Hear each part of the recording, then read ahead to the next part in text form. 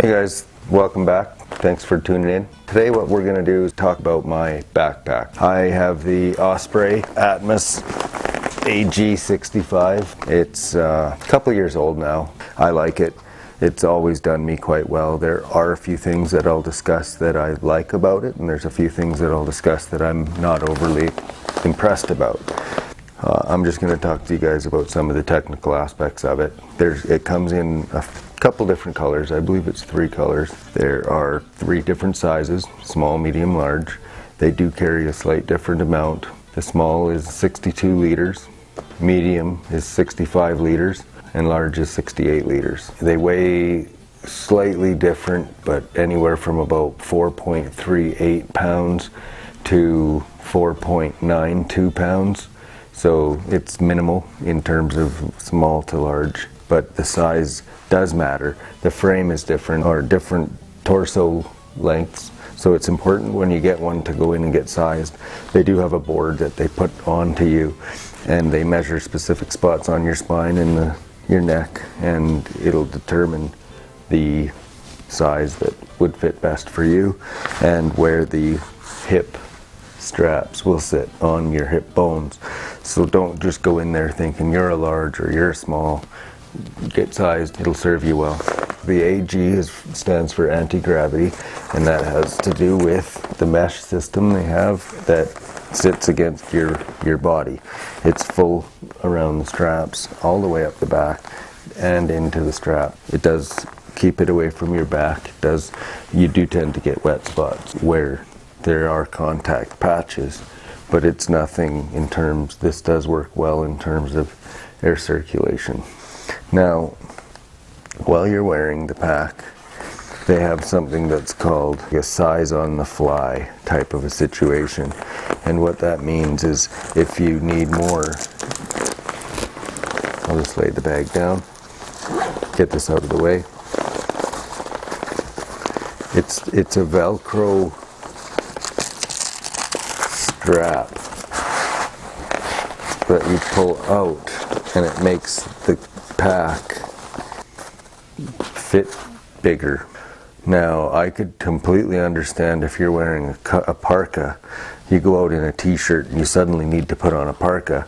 I could kind of understand this mentality, but I don't know. I find myself, even with this medium, I'm pushed right in. Downside number 1, when you're hiking, this gets damp. That Velcro gets damp. Or if it's raining and this portion of your pack gets damp, that Velcro loses its adhesiveness quite quickly. And whenever you go to cinch in the rain, you find these things pulling out on you. And it's really not a good time to push Velcro back in and squeeze it from releasing again. So that's number 1 downside. Number 2 downside, when these pouches are full, and it's sometimes very difficult to bring these zippers up past this little crest here. It has many straps, and what they will say is that the more straps, the more technical the bag. Hydration bladder ready. There's a tag on the side here that stipulates that it is the medium. This pouch on top is fully removable. These straps just hold it on. They're quite simple to remove. That's if you don't need that much storage. And then this flap would then attach to that. And it works as a rain cap if you don't need that big sack on top. And then this would use as this compression sack on this side. This would be the compression sack on that, or compression strap on that side. These orange compression straps, you can either store stuff within them or just cinch your load. It's got a sleeping bag pocket at the bottom, removable sleeping pad straps. I happen to leave my tent in there and I squish it down. If you happen to clean ice, you've got ice pick Not quite sure how that works, but I guess if you're a nice climber you'd understand. But that's literally what these are for ice picks. I use on the outside here, I put my tarp. You can keep your poles in here. You slip them through here and through here, tighten this down, and it snugs up the poles. It's easy enough to do even while you're wearing the pack. Very comfortable pack, very well made. This all closes up, feels quite waterproof, and it's got internal compression.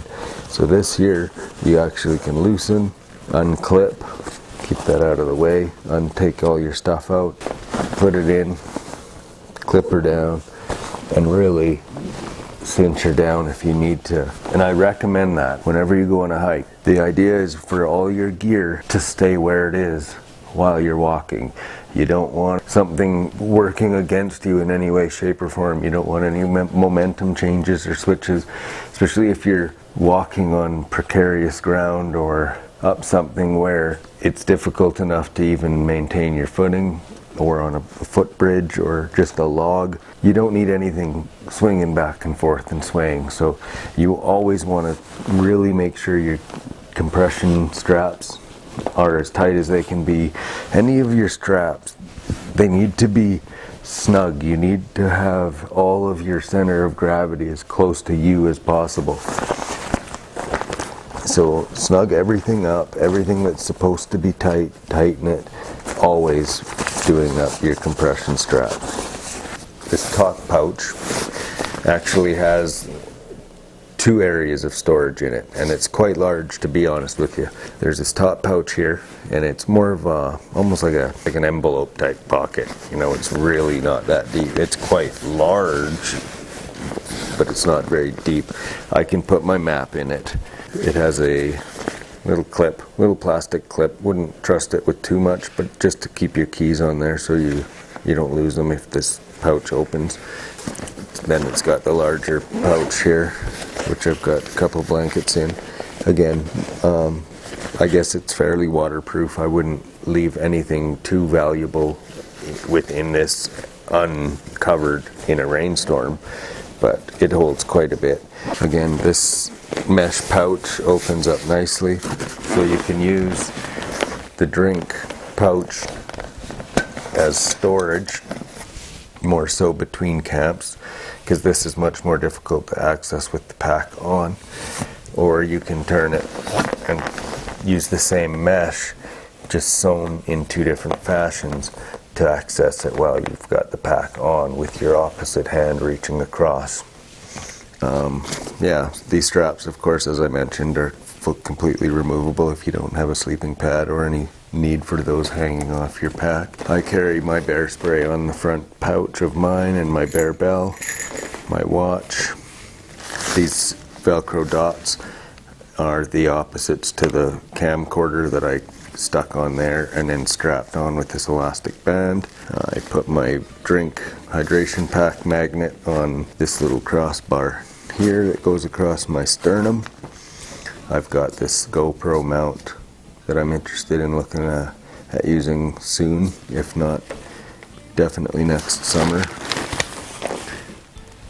And what I'm going to talk to you about next is how the hydration pack integrates with this. I've gone and purchased the new Osprey 3-liter hydration pack. So what we'll do is we'll compare it to the old one and the differences in those, the pros and cons to what those bring to the table as well. So thanks for stopping in. That's the Osprey Atmos 65 AG.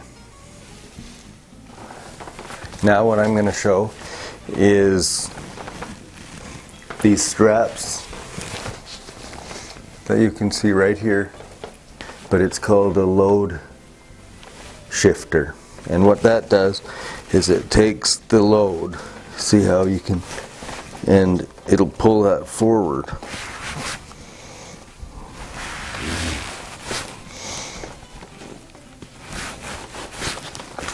And that holds it more towards your back, like nice and tight. You can pull these down, and they have a lot of strap left over, so I usually just tuck that away somewhere where I know it and hope it's not going to just chafe. It's same on these side straps here, but that's what I was saying. If you pull that hard enough to cinch up when it's wet, that whole sleeve pulls out of there. Again, on these straps, they do have, if you just put like 2 folds into it, you can, there's a little pouch in behind the pocket that it can just disappear into.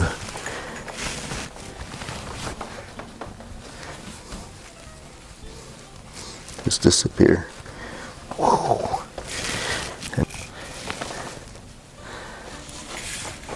But so yeah, sometimes these pockets like do that.